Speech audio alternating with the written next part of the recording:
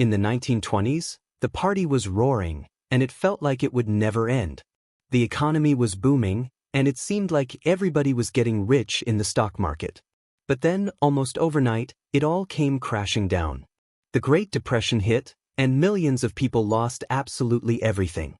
Today, markets are hitting all-time highs and there's a familiar feeling of uncertainty in the air. So, are we ignoring the hard-won lessons from that devastating time? We're about to uncover the simple financial strategies forged in the fire of the Great Depression that are shockingly relevant for surviving whatever comes next. When you think of the Great Depression, you probably picture a black and white photograph in a history book. Men in flat caps standing in breadlines. Dust-covered cars piled high with everything a family owned. It all feels so distant, like a relic from another era.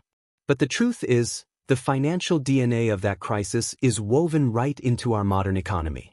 The same human emotions, greed, fear, and that intoxicating belief that this time is different, are just as powerful today as they were a century ago. We've just lived through a period of easy money, we've seen speculative bubbles in everything from tech stocks to crypto, and we're witnessing a level of wealth disparity that echoes the Gilded Age. As Mark Twain supposedly said, history doesn't repeat itself, but it often rhymes. And right now, that rhythm is starting to sound eerily familiar. The question isn't if another downturn will come, it's a matter of when. The real question is, will you be ready? The generation that survived the 1930s didn't have spreadsheets or investing apps. They had something way more valuable, a set of principles for financial survival won the hard way. And today we're unpacking them. Section 1. The Roaring Twenties, an illusion of endless prosperity. Before the fall, there was the climb. And what a climb it was. The Roaring Twenties was America's great coming-out party. After the devastation of World War I and the Spanish flu, the country was just ready to celebrate. And for a while, it seemed like there was every reason to. New technology was changing daily life. Electricity was spreading into homes, bringing with it a whole wave of new appliances like refrigerators and radios. For the first time ever, the average middle-class family could afford a car, creating a sense of freedom nobody had ever imagined. This wasn't just an economic boom, it was a cultural one. The Jazz Age was in full swing. Social norms were being challenged, and a new consumer culture was born. And at the center of it all was a seductive new idea: consumer credit. For the first time, regular families could buy big things on installment plans. It felt like magic. You could have it all, and you could have it now. That same heady optimism spilled over into the stock market, which basically became the national pastime.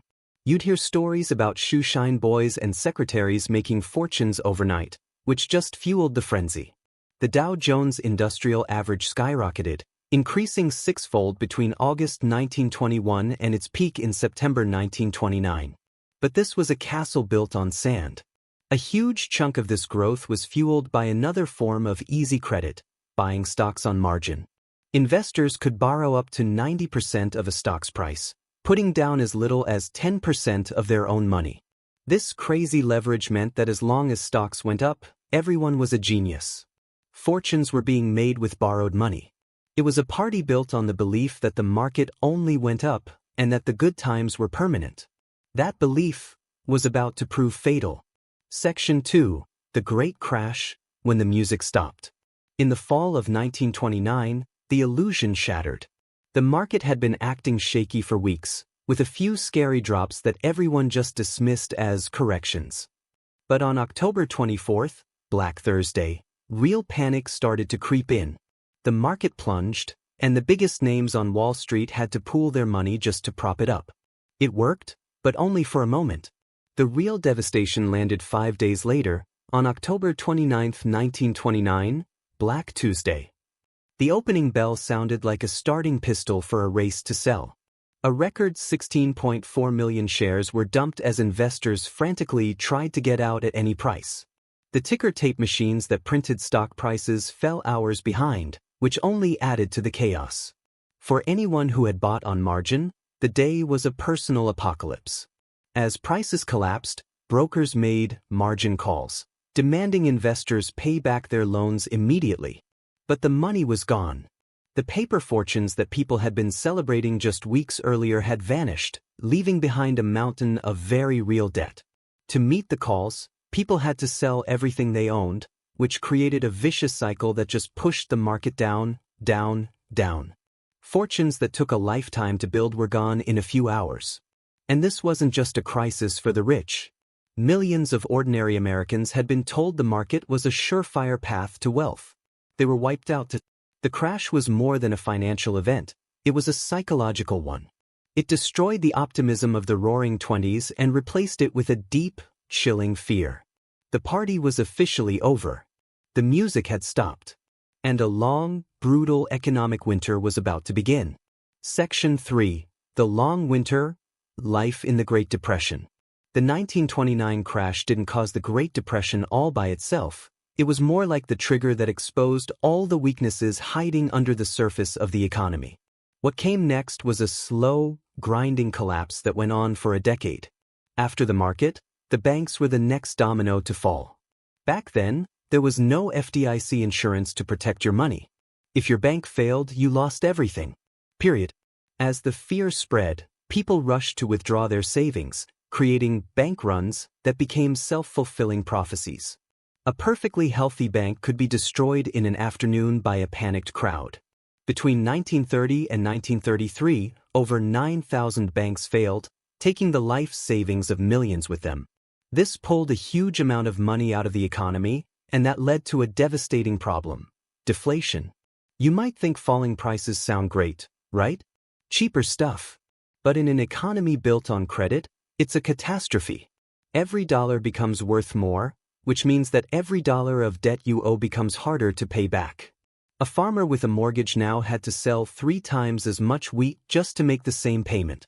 Businesses saw profits disappear as prices fell, forcing them to lay off workers. Unemployment skyrocketed, hitting an estimated 25% by 1933. In many cities, the rate was far higher. With no national unemployment benefits, losing your job meant losing everything. Families were evicted, forming shanty towns they bitterly nicknamed Hoovervilles on the edges of cities. Those iconic images, the bread lines, the soup kitchens, the men selling apples on street corners, that was daily life for a generation. And out in rural America, a massive drought turned the Great Plains into the Dust Bowl, forcing hundreds of thousands to leave their farms and head west looking for any work they could find, a story captured perfectly in John Steinbeck's The Grapes of Wrath. It was out of this decade of making do or doing without that a generation developed a whole new set of financial rules. These weren't learned in a classroom. They were learned through pure, hard necessity. They are the forgotten lessons born from survival that hold the key to building real financial resilience. Section 4. The Forgotten Lessons. These aren't just quaint money-saving tips from your grandparents. They are fundamental strategies for navigating financial uncertainty, and they're just as relevant today as they were nearly a century ago. Lesson 1. The Tyranny of Debt.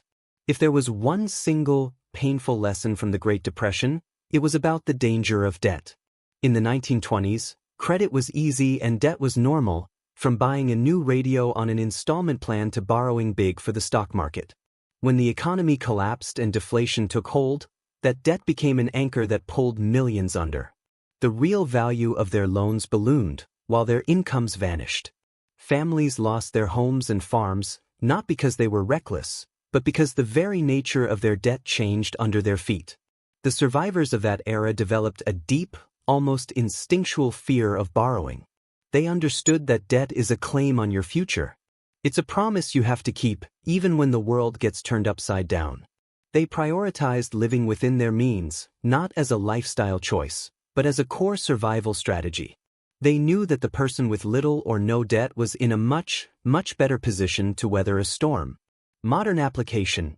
Today, we are swimming in debt.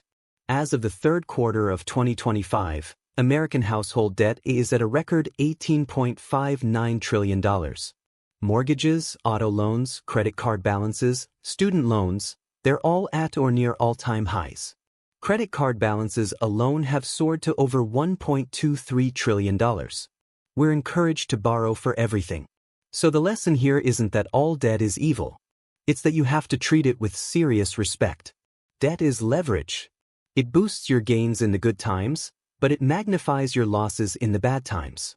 The modern rule is to aggressively avoid high-interest consumer debt, be careful not to over-leverage on assets, and make becoming debt-free a real goal.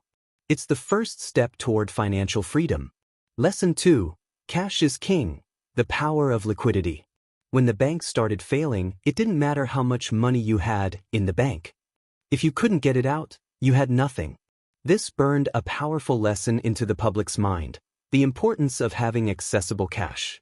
The people who had cash on hand could not only cover their needs but could also seize opportunities. When asset prices crashed, those with cash were able to buy property and stocks for pennies on the dollar, laying the groundwork for future wealth. The Depression generation understood that an emergency fund wasn't a nice-to-have, it was non-negotiable. Today, most financial advisors suggest having 3 to 6 months of living expenses saved up.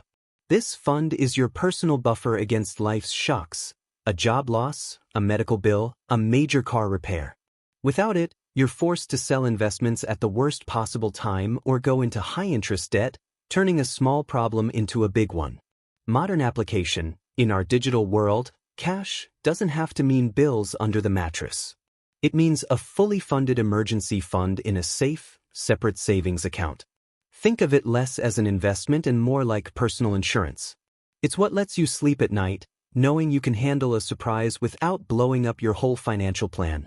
It gives you the breathing room to make smart decisions instead of panicked ones. Building that cash cushion is your own personal bailout. Lesson 3. The lost art of frugality: distinguishing want from need. The mantra of the Great Depression was, use it up, wear it out, make it do or do without. This wasn't some trendy minimalist slogan. It was a rule for survival. When resources are scarce, you can't afford to be wasteful. Every single item was judged by its usefulness. Clothes were patched and mended, not replaced. Leftovers from dinner became soup for lunch. Jars were washed and reused. This mindset forced a constant, clear separation between a want and a need. This way of thinking also built an incredible sense of resourcefulness. People found joy in simple, free entertainment, like listening to the radio or just spending time with family. They learned that happiness isn't directly tied to how much you spend. Modern application: our modern world is designed to blur that line between wants and needs. Ads tell us we need the latest phone, the newest car, the trendiest clothes. Subscription services pile up.